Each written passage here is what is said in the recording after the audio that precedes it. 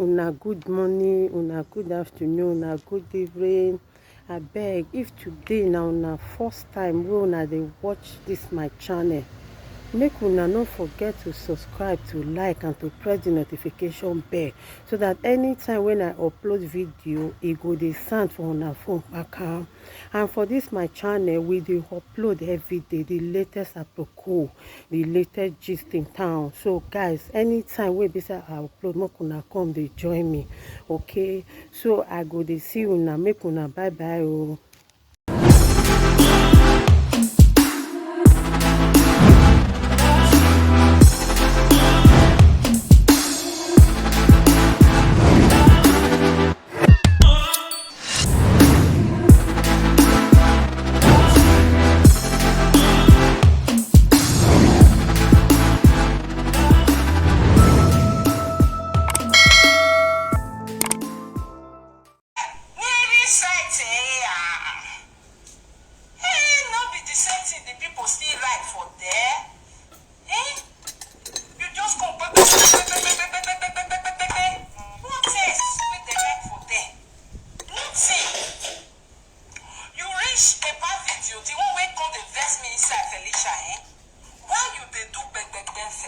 Felicia, now you be now you be godmother of Facebook people now.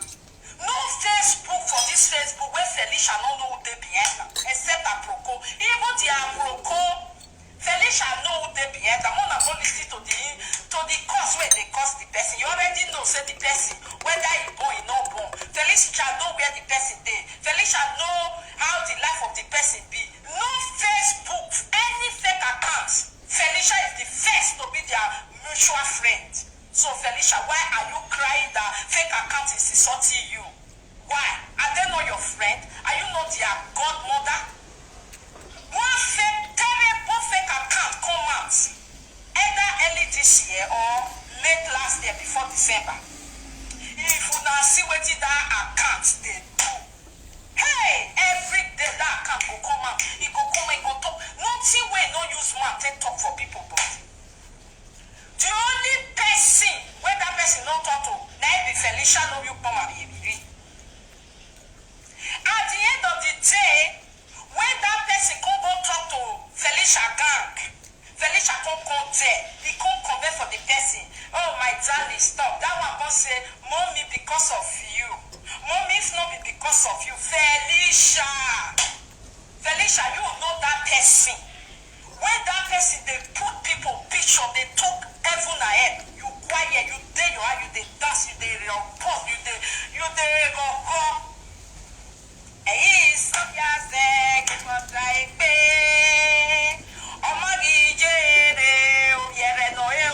Felicia. Felicia, if I can't not tell me no count, no bad doing. Who got your man in Nigeria with the name night, the no hit tomatoes, like you with the lie, Felicia, no you born at Yaviri. All time I was Felicia, no you born at Yaviri. Felicia, no you born at Yaviri. Open on the family whip, open on with the family whip. Felicia, win me. Yeah, come on, whip. Come on, my story, I recite it now. Felicia no say guy hate me. I hate nene the bell to ije dana. Ah? What yari? What Felicitari? What Felicitari? No man ni gbene gberi abukmo. All organic cream. No organic cream gboluwe. Gbe agowo. Mebe waja ye gbo waju nu. Wa presenter wa hin. Abi gbe wa pe amaseti gu wagun wa abi pe na o wa no fi wa yo wa wate we gbe wa meju mu ne seti gu wagun wa eso no wi ahan me wo do ni amu yo wa bubu bu no yeje odo bibi bi ame yeje yan fi yo wa we no we mu ebo yo wa ni e bo we be jeju wa yeje bo we be kin ebo no tell you I don't need this type of things in my house. Eboma say Eboma, I don't need this type of things in my house. We are making noise. Eboma time we are.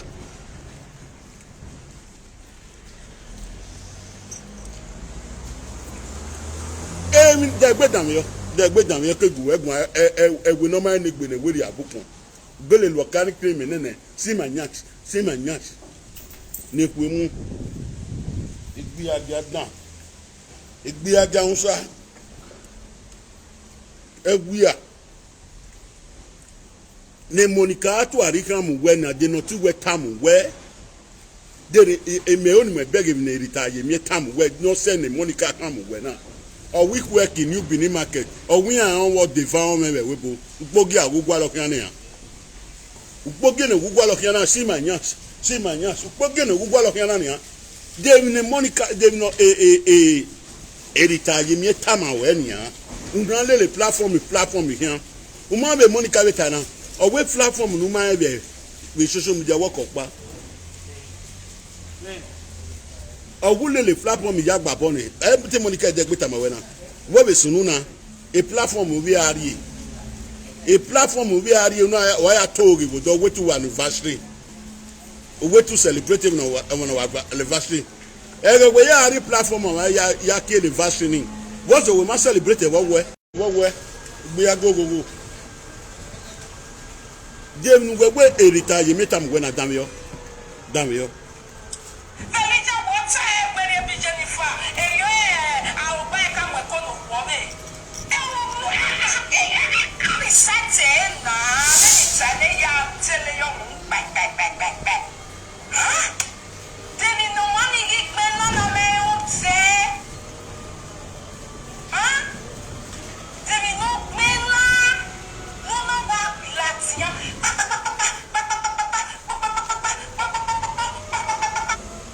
Erobe do we no there owi yan to gbo tin wa owi tin yan ya to no gbevi no ma ni gbere we abuku ne Monica atu ari ambuzo Monica atam we niyan owe ekwe ki no ma we odi awon we webo owi kwe ki no ma we to se party aye hotel vitali owero o market platform nu ya gbe Monica atu ari apa ogbogbo won wi pe anu le lugwa benu gbe begina we lo organic criminal o pe ale buye obe gbamigo obe gwale kwigo no yari ba ri an o pe ani be gwale kwigo no yari ba yi o geju eme wa ni presenter wa me topic ma that we that man no good that man don't run leave the woman a character o wana niya ipe anu wa me o wana ni wa se ipe na le wa sota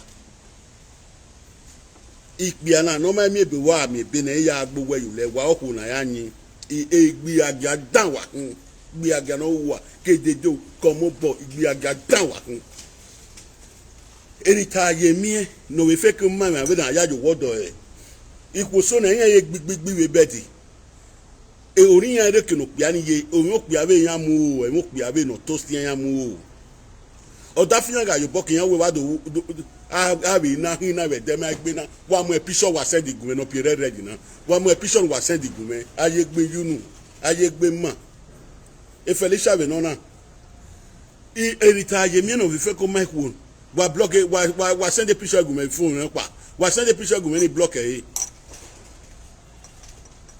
ni baba yen ni ya baba e okay e beg episode na ogbe mi yo bona ban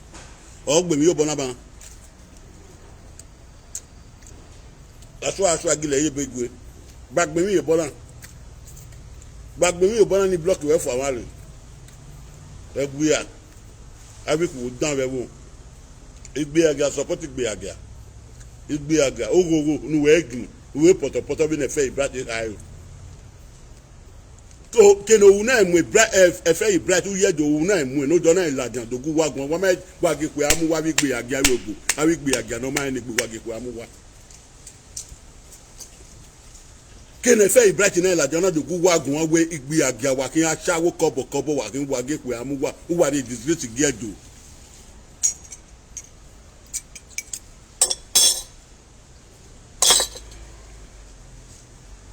imemi no we ritata mi yen no na ake platform na no we ake platform of e yan do ya ku rita la wa na ku la wa o we saga le rita u me gbe agbari iya check platform e rita ya fefe no de iku no condemn me wo e rita gugun wa orin afi we ye ri dan iku no ri aloa ne ra makoko ni ye makoko e rita gugun de mi rita tana ni we na we afia gbon to na won we ra na won we je na we family wa no send money ka to arita na damio Felicia wonya fake account Felicia we ti la je boya we ti e be na we ti e le gbo we ye fake account ya ti e bo no pe o social media no we no we be me je ni e ti ti e le gbe we na ye fake account ya ti e bo no wa iwe e bo no wa ti iwe no pe Monica we to we see me Monica oh my ya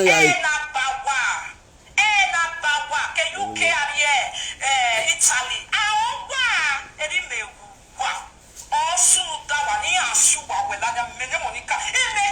yo we ru no abegba we ni na gba upogodo we kin e wi anoro no wi ase we kun we gbogbo de ma be apa obobo we gbogbo de e apa obobo no mwe gogo biri yo wa Monica atuare no mwe dada ke yimiri agbon ma we no to bo edo mwe dada be yimi iwe edo mira safere apano dona da apian like your tin yo me ina we ni born ni zesi ne ya gbe to ni kwa no mwe dada ke yimiri God gift oge oh you get as bia ma we no do su una do we dada ke yun we kian uno wa gbe aga no gugu o kian yun we kian agbe aga ni o ri owe wa don won mi don ba agbe aga ni o si wa me won mi don ba because ohun we a God gift no really agbe aga God gift no o no really muere ama mi prophet ami owe ama mi irasi moro awoge ni wada amuju na o don wa ju wegbe wa mi no ri wa wegbe iwe ni wa bonu wa ni wa gbe kwa jaje awegbe a Felicia no agbon mari ima ba ti agbon mari ima ebe ne Monica de ni Monica yeta Monica ta ni mi yata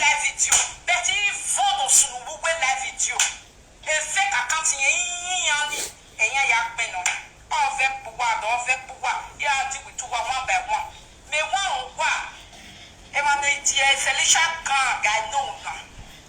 I know now. You see, I know now. Felicia, I hope it is. Ne Felicia na ke no ke ye fake account gbenemi so to na we ya gbenemi ya mo we bation ona we ya to we yun retire mi na ladian o aye taye mi na do gbe zo magbon o we ba deport yen o wo ko na ga so gwa na mi yen ya no tabo biji yen o we no wo ba mo se oni o we yen me na ni ado ya gbe na eni o we yen me na ya ka deport retire mi ta na we ya ka deport yen ni owi na ahi kon ho de no bi no he do ta ne kwe mu Felicia agbon mari de ne kwe na mu e agbiyage wa ya ti ogogo nu egi simanyach ne kwe mu organic criminal du ma oni agigu ede mi agbeki ejo obo o fe ko kin organic criminal kere dade ebo biri go nu e bai o be mu na bai yawe help ni awo wa we December are de mi we retire mi tam we na ni anu afiagbon yi na ni Monica Mike kam we o week work ya we nu biniya en wo devant o de an o week work ya we nu biniya en wu mi am party yo te wo go kun tu fi eri ahun de ne retire mi tana de no tana nuna won asi ohun eri ni eje fraje me ko wendo se won ni na agwa peju a egbia ikamu wa iye na ala na ewon pa ni yan gboyan dabere kutive Nigeria na obone hunyan ni idene esesi ajo kan agwo ni ri Felicia to bo wa pin ready na Felicia to bo pin ready na ibere ni ge ma bo awo eje wa awo bi eden awo bi eden no yo organic cream bolegbe do makara we la jan la de ta kara ni si do makara we la jan de ta kara ni si ewia ye denu owi an ke page ya monetize ogere retire mi ya monetize mi ne ma retire mi ga agu yi do my own ya check a profile ya mi nema ogwi yen ya awe me then we okay o no turn am when ya mama mi we erita ye mi na ase ti gbe na do da mi yo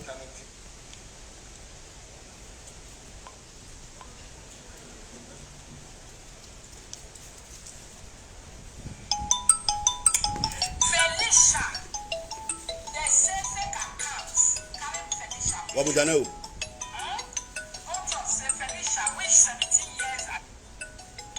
Hello G. Hello G. Nje gbe call phone na efian. Awi gbe agane ku mu. Ibere iyan won kini ya ku ye ban. Iyan won kini ya ku ye ban. Oh. Hello G. Okay, yaku yebon ereja yunu ijo awati yi ijo okay ogbin mi yoban ibere ni ijo awati we ni egbe agia dan sawo kobo ni ku mu nwe gin ima wa mi picture we na ni mu picture oban ya mo picture ni laja ban ni do ge magbon asawo ote Felicia apon mare no iyan no ro owe bonoge ina de mofi wa na agwale addressing ya wedero de mofi we na agwale addressing ya keni na vie pishin re ya send the picture give de mofi ni awe mo pale wo no ge no da show ikebe be live video o show ikebe gbi agi ogogo gbi agi anu we gbi a o ja no ja lo mi pu e jeje gbe alo mi o ja lo mi pu o don we gbe ba ni owo we ge yin edede dan edede 45 years na me nwa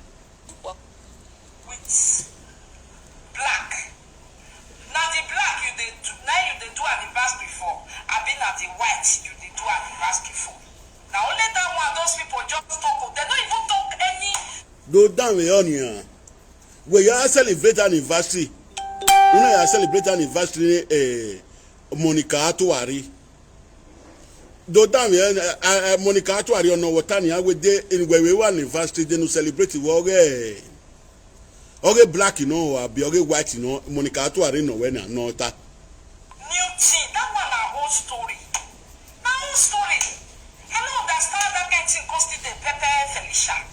That one a whole story now.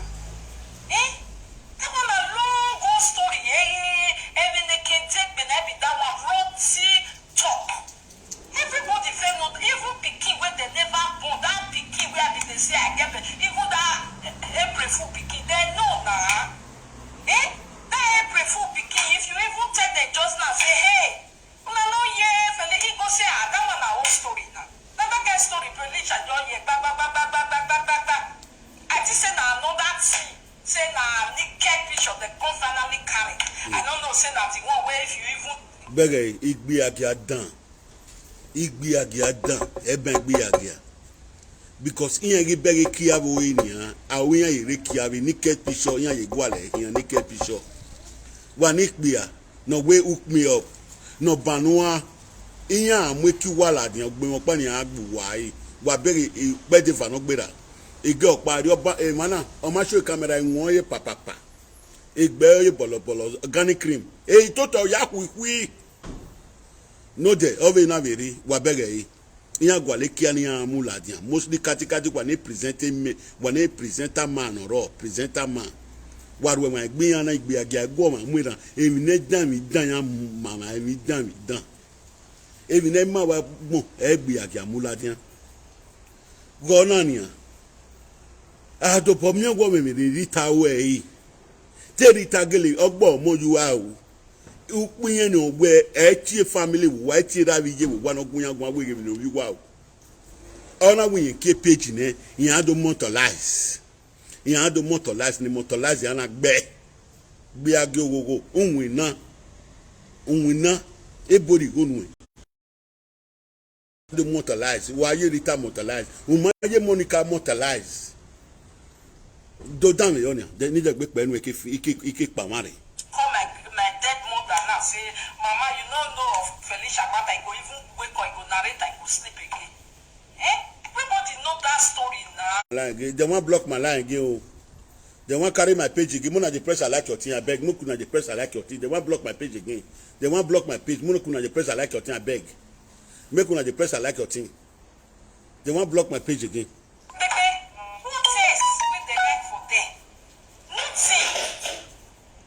You reach about video, the one wey come dey vex me inside Felicia, eh? Why you dey do beg Felicia? Felicia, na you be Ija Egbe. Na you be godmother of Facebook people na. No Facebook for this Facebook where Felicia no know who dey behind am, except Aproko. Even the Aproko, Felicia know who dey behind am. I beg, make 10 people share this video because they want block my line. Make 10 people share. I'm gonna block. I'm gonna press I like your thing because they know say I don't come now. Say I want to tell the truth. They want block my line. I see just now. They want block and they thing they block and it does show again. It does show again. Make una 10 people share am. Make as 10 people share am. Facebook go no say now for all those people na like your thing. I beg. Make una press I like your thing. They want block am again. They seize. Umenwa erowa. Umenwa ya block enu like internet o. They need to umenwa ya block a line. We don't like internet. No ya kuli ya kwa udoni. Umenwa tisha. Ya block him. Ya we block him. Ya kuli ya kwa umenwa. Ni tisha we wo Godfather. They want block your pikin o. They want block your pikin la o. Make you drive them come out. Nipe voice record. Maybe oba yori. Maybe oba yori. Nipe voice record ge. Ya we point ne. You be blocking your son. You be blocking your son phone. You be blocking your son phone. You be blocking page. When you learn, you hold your internet to when you appear like your team with you now. Okay. Nihiu, what am I FA? What am I FA? FA. Even not the better men. You didn't get because this we one. men we are king. We Because get good. God is from our gonna go party. So now they make we to even go party because they fear to go party because of una. But I go let the people understand one thing say, I know una because una be a shower. Igbiye Una know no. you to know because these women if they respect themselves, they for not they mess up on this line where they social media. Because if people don't know, maybe they know say una be a shower, una people about erosion. All of una wey just dey swear for social media so. If they don't fit tell una, I go tell una. Today, tomorrow, sorry, church, good evening. From one topic, we go hear another record. Tomorrow we go hear another record. Next one, una no dey share. Now this a shower one, I not suppose, una no be stop. That this example to show you can, una no be make up a good housewife. You people cannot make up a good housewife. Let me hear no be a shower. Oh go yahin. Oh go. No make it not to don't be a shower. Oh go. I will not And do. a shower get great. Una be erosion one, pota. We are. We be say every day problem on social media. Now no na take social media. Other time not dey. We be say una go help here two people want bring a donate. I want let una know what thing say. The government master, the husband to all single mother. A macha is always a macha. I'm watching you people. Why I'm watching you people? But I know I'm coming one day to disqualify every one of you on your stupidity. FA, if you say you are coming one day, me with you go quarrel. Come out now. Because all those women, the one way that they go now, the disgrace way they don't give it those people too much. Disgrace in the area in the Bungwe. All those condemned women, where husband, where they say they get husband for us. Husband not be husband. Mumu they move. Foolish man where they get when they talk to them. Foolish men where they put for house. They share, they don't share for better thing. And so bad thing that they share. So bad thing that they share. Come and come talk to them. If I not be tell myself, me I know I am coming. I am coming to tell you people all una mess up, una they mess up for social media. Today, una go this way, all of una go see all of una way go social media party. All of una way go there, una go become enemy. Emabule. We are. Abeni owa. Yeah, owa le. Awu no gi. Awu no gi. Una no reach when man supposed marry. At all. If una reach as a responsible woman, una suppose keep quiet. All those women where FA they talk to, so they don't spend 20 years for Europe. Oh. So don't get picking of 14 years. So don't get grandchildren where FA, all those women where FA they talk to. So don't get grandchildren where not get sense. So don't get grandchildren where not get sense. So that they misbehave for social media. They say they put man for his ass. They say they get man for his ass. All those women. These men not the feel they talk to them. These men not feel they tell them, so what you are doing is bad. See Agbon Mare when see get Oyibo, whether Oyibo do yeah Oyibo, I don't know. You know if you tell her, I don't like this type of thing. I don't like this type of thing. This amusance. Oyibo not fit talking. Avec we are, abu no gain. Mami reyan na wa. Since we are where they curse women, they curse women. They curse women. All the big born and do wa malawa avec we are, abu no gain. Ebo mi ado ya ta we ra ko ebo. Ya asu anyway yan wa agi oba da agi sun hen. Argue about argue no lega ebo broken English. Ido ya pe ya mo pisu wa ba ni agbon be mi gba wa ave money ku emu. Abo pe anu wa ku yo wa yo bo gbaleyan. Wa ye bo gbaleyan wa ya mu ele ba ni yan yan ma ri emi ya o. Yan ma se ti we mi o pe wa mi o ko yan re o.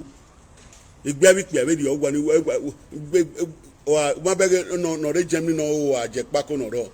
Yan we ku yo ni wo gan ni yan. Oh, Reto da mu pokun ruan. Oh, mu pokun ruan. Only obi ata they curse women. They curse women. They curse. Oh, magi laja ma be character ni ko na yin ni agwe a. Na ba wu yon ma se. No ya gwa lege single mother. No ya ri bai. Ni ya make na lege single mother ne bo fanajon. You no come at na je pako. You no come out now say see the character where this where fair for come out so a fair the thing verse fair where fair for come out. You no come out now you find money made for the give you money made for the give you money for fake orphanage where you open. Tiffy janko rico e wia. Nwa zaga wa gon jigbo e. Umari ladian ni anu dogun abi kene fair na igun igbe ladian dogun wa ko na gun igbe aga dan hin. Igbe aga no ma won wa yan hin. We mari ladian ni han wa gwa ligo fanajo umonu yo bo ugwale no bie fanu ami emi e ugwale no bie fanu ami ego ewia ma wuwa no pona na ala na agba ma wuwa no agba ma wuwa ma yegbe ma fani ni yakwa na gbon be mi bege yi initiate me hima ye school ya se ti ju wa go ki ipe anoro ki ku no ro ise ti wa go wa enwe ya dugwa for 3 months ya Facebook ya close ya ishede agi me video mo ro pa agbon we mi agba wa eri me na ke da so ni ma we ba na ya ba mu pa kekan opa ni hen we ya so dedegbe onu hen we ya so dedegbe abigbe aga dan abigbe aga no ye bla bla pint balabala pint yan yo iyan mi black pint ye hotel abeni kwemu wa disgrace ruwa wa disgrace egbo wa esoro some women they will get grandchildren for inside the all those ashawo so we can do ashawo for Europe they just went to 20 something years for Europe they do ashawo they put man for his house they don't take to water cook for the man not to talk to them again the man don't talk to yeye for his house okay pa obobo you wa no come out wetin una dey present recording were present una go so na dey present I no know wetin they present and dem wan cause they swear the rest women they present a care way they say they present something how can you imagine me dey omo pa ni nyake iga money ini awe ebi ni ka we kere dadi no ma on we pe ni na tun an le lewo under 2 weeks also an we gbe o file on wa ti ore egbe emu eniyan yan wo fili tan ko aniyan egbe emu eniyan 2 weeks keke ya dawe yi wan wa ti to dawe yi awu eno gua ave money ya makoko wa be gua imam wa present with social media imam wa present imo wa magba oge odo wa magba oge wa yo bo mo da fun wari ani wa mi pe no temata na wa we the man ogudo atiti no gudo because of temata ma wa. He's telling you the people the truth. You people to change away from the evil character people have. Dubious character no wame. Have a weird.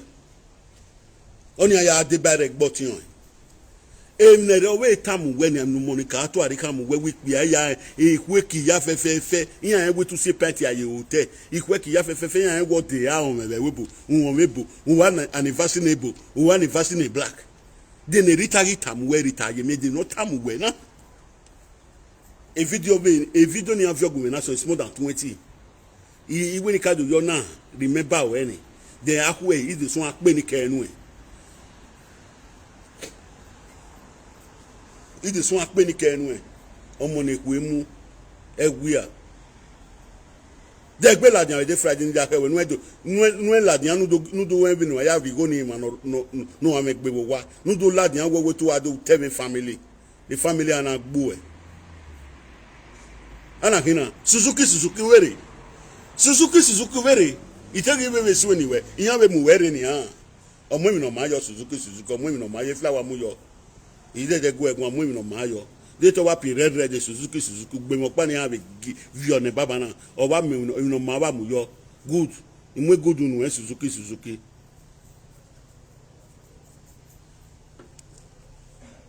all of them both one way dey UK all of una I say una be one I shall not be work. Look at these women every day story upon story for social media. Una use a fool una self. Una dey bring shame to we, the handsome men, the better men. Because we men, we are king. We be say una be queen. We don't know say some of una not be queen. Because of erosion wey full una body. We see better women. We will see women. Efe, you no be their fault. When I tell you all wetin don happen today.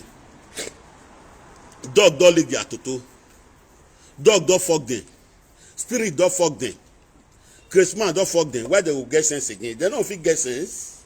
How they want to get sense? Do what when I do you know. Ni meriri muwo. Yeah, disgrace you way. Yeah, disgrace you way. You if I disgrace you, no feel no say I disgrace you. After 3 months now you know say I don't finish your life. After 4 months now you know say I don't kill you for I don't kill you for life. So if anyone muna you be careful na muna stay on lane. Na Christmas they come so una not shadow as well. Abaseki want to help una people for us. Una get fans. 600 people they look una, 4,000 people they look una, 1,000 people they look una. If na only 5, if give them una bag of rice, una go share for them for us. Now something una do. If na 1,000 people they look una, me no sabi do one. If me sabi do one, I for do one. If we do na 2 people give me bag of rice. 2 people now buy bag of rice for me. You get the area when I see that bag of rice. Now one rubber. I'll go give Ishi's house if now one rubber. Me no sabi do one. Una way sabi do one now. Christmas don't come. Una know as condition of Africa be. Una know as everything be now. Una know bag of rice as it there. Wa mama mi angbon ladian. Wa da have your do ladian no do ana gbeluwa igiowa. Nu wa na o wa. Ipa na gbeluwa wa son. Have disgrace women. Have they done. Odo wa vio yowa yeseti gu wa gun wi pe na o wa no wa vio yowa iri ebe di eni wa so we na obi kian ho e no ya ro wi opo edumeze do na wa ya hon eru wa lati e oke omo jo wi okan na ke no gi ohun yan ri we ba eni no ya do e ki no do ike sun eviedo ike sun ata ikazabo tuwa wi rame tuwa wi yeme nyame iya bu otuna nori abawo egega se iya e video giyan veni ya sun e ido ape magbon opopa na gbon mekina awo won ni iya hun won kereja adeniyan iwe iya weti we saga o agbon bege mi ni wu e video giyan one word we video giyan idu kamo idu translate to in viedo awunyi me niyan nani iviedo no rogwa ke no receive ni kata sin nuwala nu wa egui ote ke ni katu avira me tu avije me ya fefe tu egbe ni kiri ikisun agun science botina isun agun bi no ya da me wo ri na woni do so ma wa iviedo no rogwa ke no receive avira me bije me no die me no ro fefe waya lamogun ni medien waya bowie ina tu akpanoreko ina tu yomo fefefe na tu romo ya fefefe ina ke wa kpa na ari ewo ni mekere ewo na ti evileka ivi evileka ya no risiki no rowa no dieme ya fefefe wa ya lamogun ni mebe die wa ya bowie ina ke wa kpa na atu egbera mi ina atu egbera mi ya fefefe kin wa sere kin wa rame kin ore imi kin oragbon wa ye wewu wo vekere ina adina do tu no ragbon ya fefefe wa ya lamogun no dieme ya fefefe ni mebe die wa ya bowie yen wa ami egbe no gbera ami egbe no biye ina pa ina ari egbe no biye me ivie bo ya fefefe kin wa se kin wa rame ivie bo ya fefefe wa ya lamogun no dieme ya fefefe ni mebe die wa ya bowie ivie bo ya fefefe na do pon wa adege ma legbu wari iman lebu ebun waje iman laire ebui iye kori won di man laire di je me ma lebare iwa ga bege me dene na be petuge abu yo vie do ya so agio wa ma wania e bisu gbe wu mi ogbe me ni wa agio wije me be ne rame bogwa be do di je me bogwa wa gwale no me se imano yin no kada give you information na ya ma me adege ti ya me veni je me bogwa be do eri obogwa veni rame bogwa be do di je me bogwa wa gwale no wije me itama we se be no de nya we yen do kan wa zaze enu da ma repetuge iya we talent ori da dogo iya vio ile yi talent ori da dogo avio ile yi wa gari sine avi talent ile yi ukere gberu gwala ma seti ama uwe. I'm just telling you today edu gwala ma seti ama uwe ukere gbofe ofo emi no pe mani du wo to ye o kan yo bo gbegbe we no ro du bizigbo atu sumo ukere gbofo agbobe mi gba we no wo won baba we gangi we o me waya isu ma no ma ni gbe no revu no gwalo kode no gwaligo no yari rai ewa kinwina ni riri ya ubizugbe iyoboku yari rai yoboku yari rai okodo oya esi won we igo team no kian ise te pa wari okuma mu mejo wa ibado okuni ibado bi me ati ewo kan me se ti pa wari di agbe iya gwale rai my brother welcome wa to mi na gbon ama we gbe wa jo pa o manu Odion we ati we have discussion. We have very discussion. Ise tikba eje agbe iya gwale ba ede. Ogogo no kwa no me. E mo ni me bie iya ma yo de iwa me yari ba yi. Iya wo wa me ko ga lan wo. Ini kei. Kakan gino. If you do deal yagu wagwe when it comes about government or reference na gwa no ma enegbe na we abukmo no garo le karokian or role karokian ke wo na wo kan na gbe fi area igbe agia no gogo no kan egbe no garo le karokian o piano ka wo kan o ti ola o piano ka wo kan o ti sava bien egbe ma we ri o me mege ni ada le egbe ma we ri o zuwa we petuge ihe egu we gun ase na hu ya le mana gwe bi edogun ani dogun eme dumezedo ikagbu yi ma dumezedo ege no pe na we kege nu ya gun egun abizugbe dumezedo ke ja agugun a me ga suwe ni we kakwe pa gi suwe ni ya ga suwe ni dumezedo kakwe pa gi suwe ni we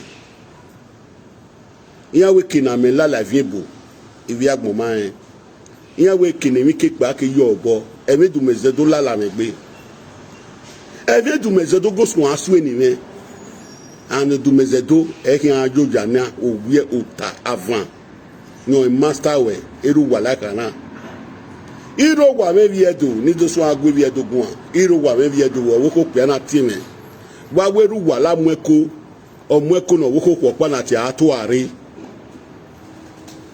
omweko no wo ko po na ti ato are na no bi omo na ti je boy iro wa me ana we ladian ana we owe mu oko no wo ko ku opa na tie e shine wo edo e shine na ladian o shine na da atie bo we ona momo yu kegbe ona da atie bo ya me ladian ena we eruwala you are big among that this you are big among that this ejegbe wo hana bizugbo meme no reference na bia ku gbe ona ti me o tie me o we na wa doloje emi shine de by Monica atu ari no wa no bi omo no mamugira o we na wa dolojo de by me lolo anu ajose musene bo me ni boku me ni yayo boku ni yeme kege ni ya bege ebuwe gbebo anu ajose onye won ese me ebo no laja unwe egiagi oga zedo egiagi owo kana un dana Monica atu ari ote weni emu owo haniria we no muya ni keria wa we bege be dero na vera lefene wa we bege ba ni vieri oga ayo no we lefe iri omu bie kanaria ku igo ya muya ria awa we vie du no bu igo ya pobolele igo iyame egangi na iya ka do gbigbi ya gya na be webo GBC na ekita la liya we wo la la wota ko won ko no gila je be petuwe tiyan o ni ya de ba ni amikina me yoma iya amikina do mi man ogiyan o ma be ni me ye wie do awaru e 20 ogime 10 minutes video when e pa ware e ma ta no ro do time wie do me ma re do pe be petuwe do gbe 4 hours do gbe 5 hours de 10 minutes no ma ta no ro ga time wie do ni pa ware ige Facebook yari bai ime keni go dede gbe ni na ya gwale ikobi kobo ni ya zagada be ni ya zokbia ni ya zet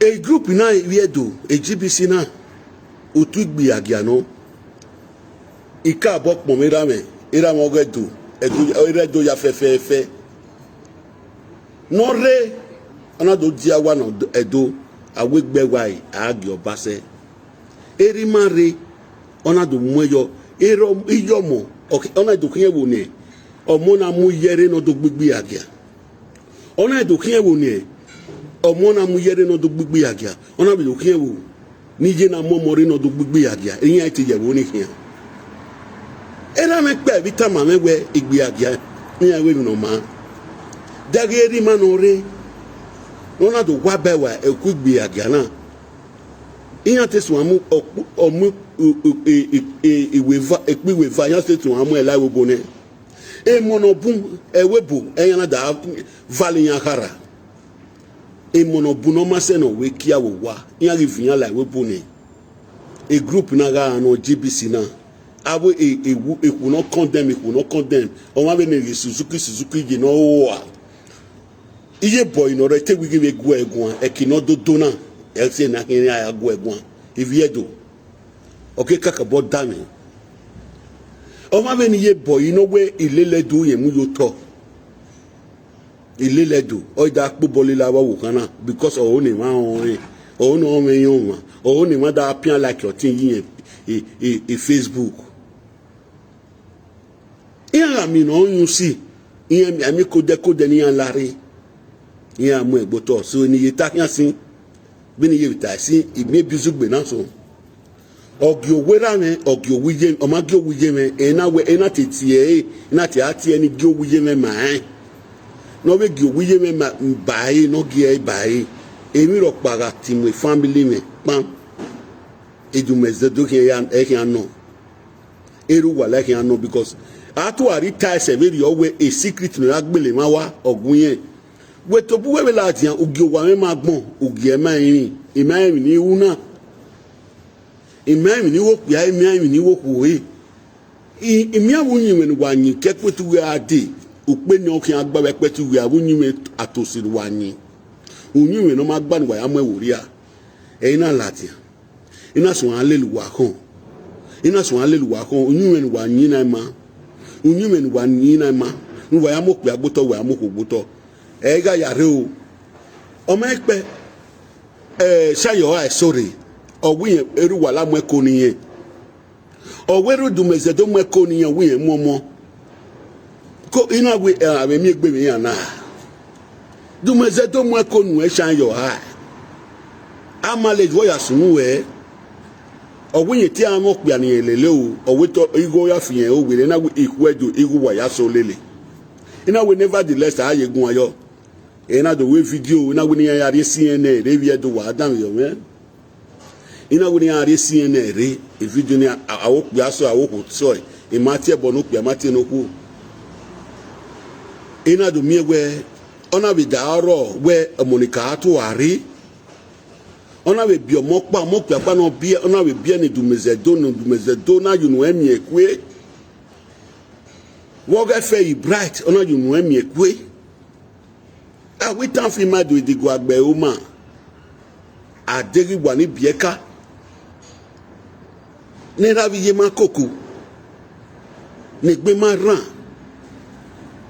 na ma em no ya eka me ni new generation prophet ati em no ya eka ona we dinya na we a testimony ina we CNN adego ma gwe iya magi agri na mu ginye ye ga mu o ya eka ena do mi o me pa na do tie me be degbe wo o me na do tie me adegwe we yonyamo adegwe owe yonyamo we no suspect we yonyamo we no but we na mu ginye but de Monica atuari woro wodo do manyu eneru wala do man we owe okinagbera o de faga okun faga we Monica atuari ku gbe eru wala du mezedoga wa tuari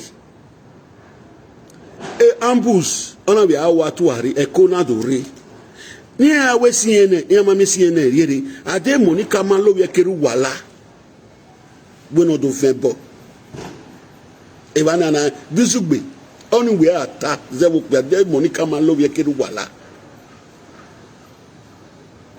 ama lo ye kegbe awa gege do ka we CNN na re CNN eru wala na we tax very owe omona okiyen ye wade itan fi ma de digo agbe o ma egwe nudo kode wa magia mi amata no reme na so ika tax very omo ekege nu ya gun egun o pe na oteme no mo ese ekin uyiwe ni do gbe nu na una gun egun una suwe ni me ya de do joja na eru wala odawe e million atana ya didu jojane e mata tamawe ya didu jojane ru wala du mezedo ko se mi ru wala o lala me gbe e mai we de ma poru no sugbo we do ma poru no sugbo we de o when new generation prophet atiti bege wo agun eden we giun eden me gi wo un gere wala we me de dore chi tamawe ọwá títí again ìyẹn gbà mí bí nìyí ìwé ni ló kàn máa wẹ̀ gẹ́gẹ́ ní yà sùn nìyẹn yà á dídòkun ẹni rú wàhálà so nísàbọ̀ tìǹà kẹ iye bọ̀ yìí bí nìyà á ta ìyẹn sí iye bọ̀ yìí wìyórí àmùbọ̀ wẹ̀ wìyórí àyùwẹ̀ ìyórí náà wẹ̀ ona mon webu ye ko bie ma ya fe no respect we na no we ma gwan respect we no tie gbia presenter be ni me presenter on ehin kege ya te ye presenter e ma ye ko ma we ado present mi ro pa no wa o no temata vevo o en abege e wo ri ado temata e meje ye presenter ita opia kopia ratime e ka we presenter hin o ehin even he e de to come wa ye presenter ye boy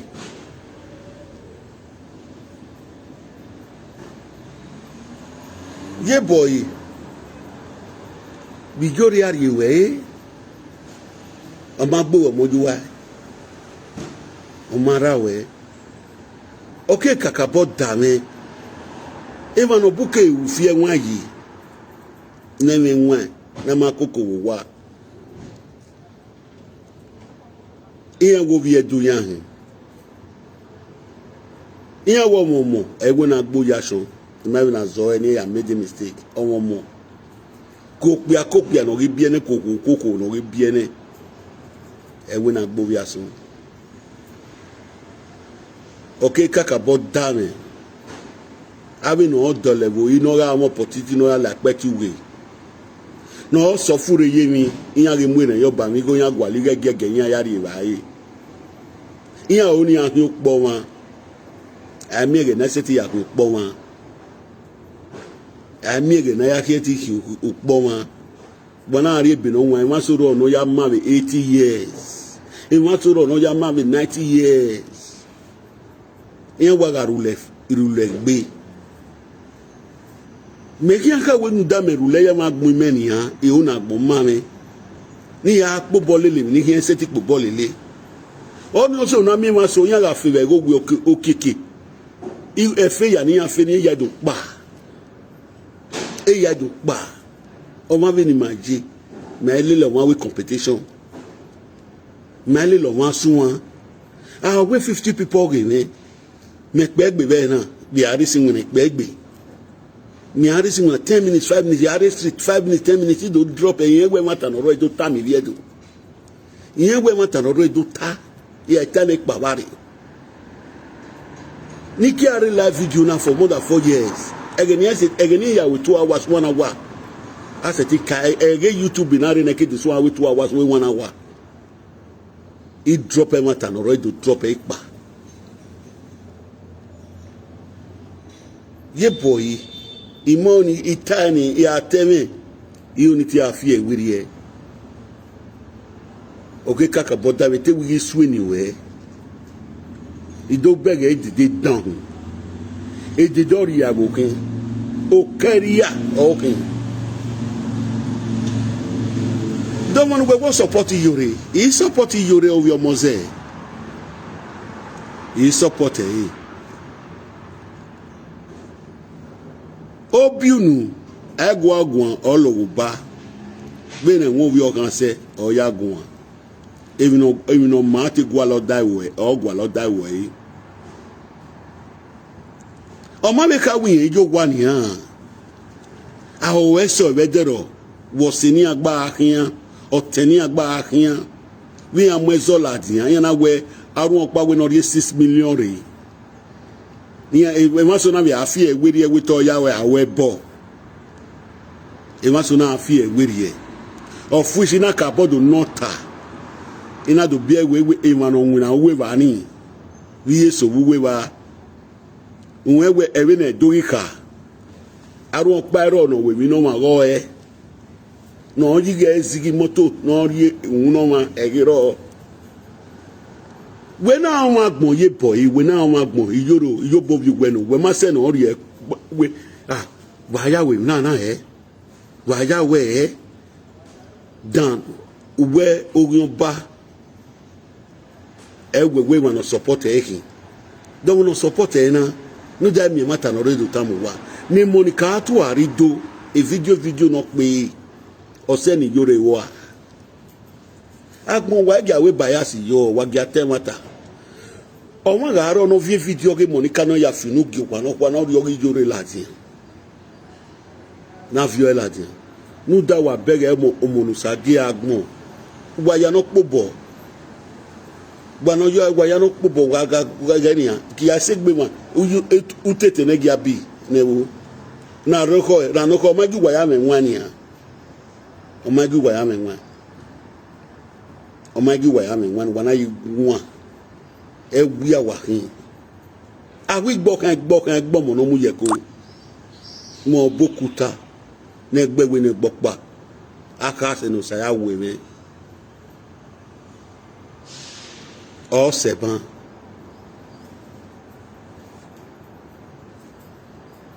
ye boy okay kaka boda me I omunu we bie Nigeria owuwe no ko iye gbeyan bi Yore gba hin oga obi wo fi obiunu we aba gbo bi we wa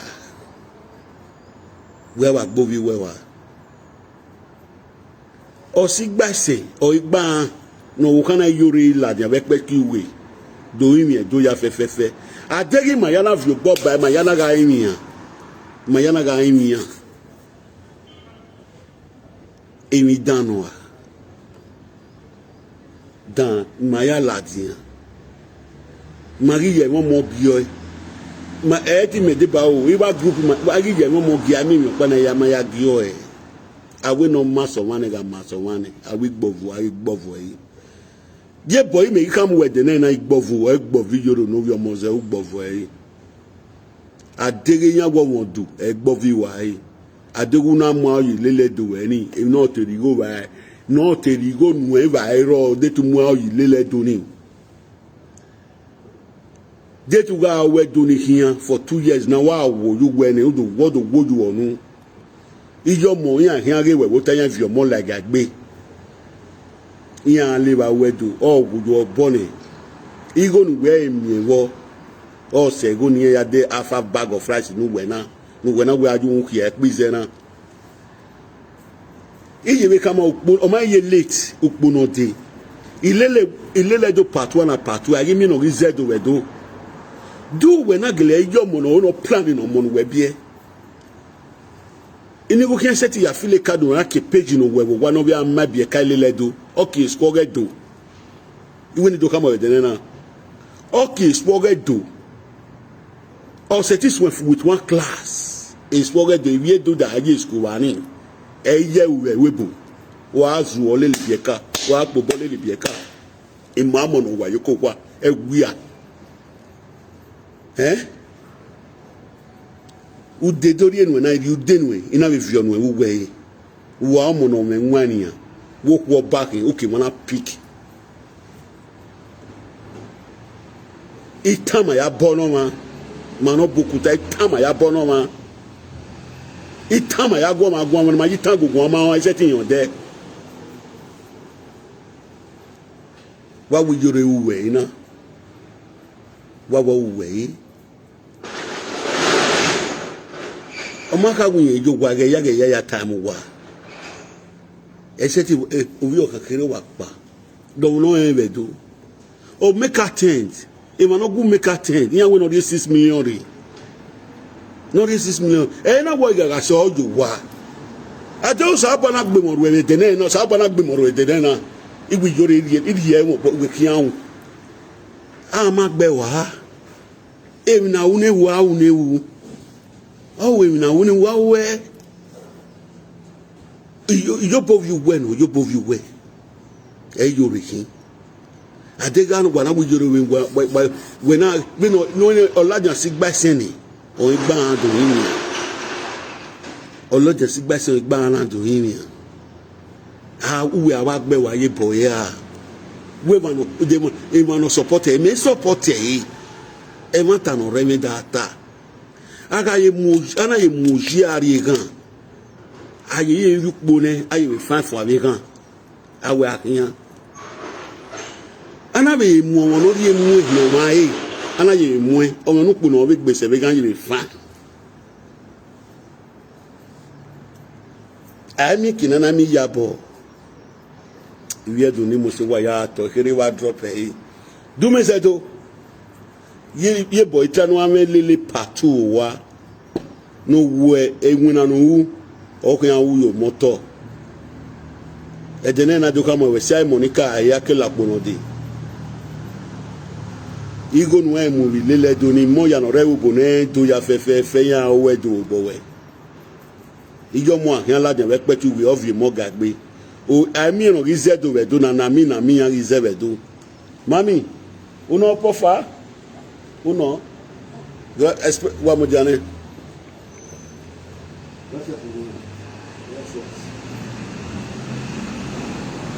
so even oni yona kana kin erita se yan we tan fi ma de dugba o ma do mezeto eru wala apprentice o memenu mu ye Paris e bizu gbe na kin asu ni ese ina de gbe mi wo su ni me gbe kin da ajoja na do mezeto we kin da gbugbe yo ohun u be kere da de we pacha te ya ona ri ene we Facebook re we pacha we na te ari ni we yin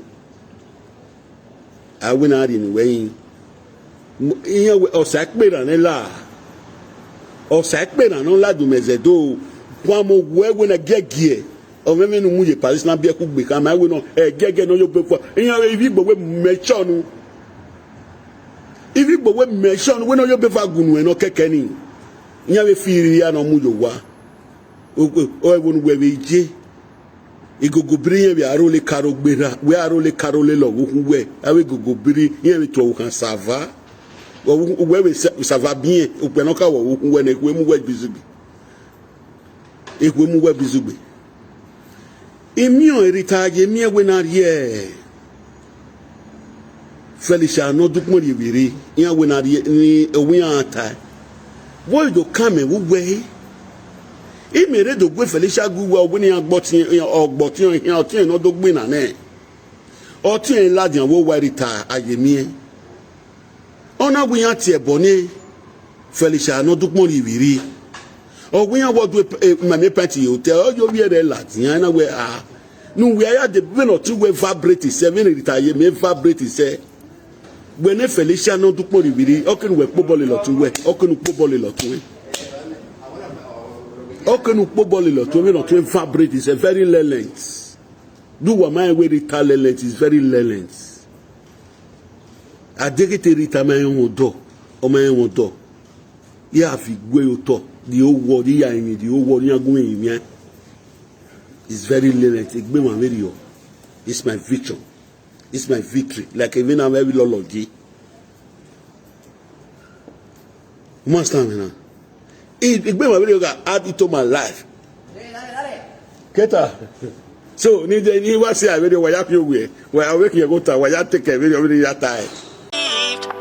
Cause I never wanna play happy families with you, but I like having you around.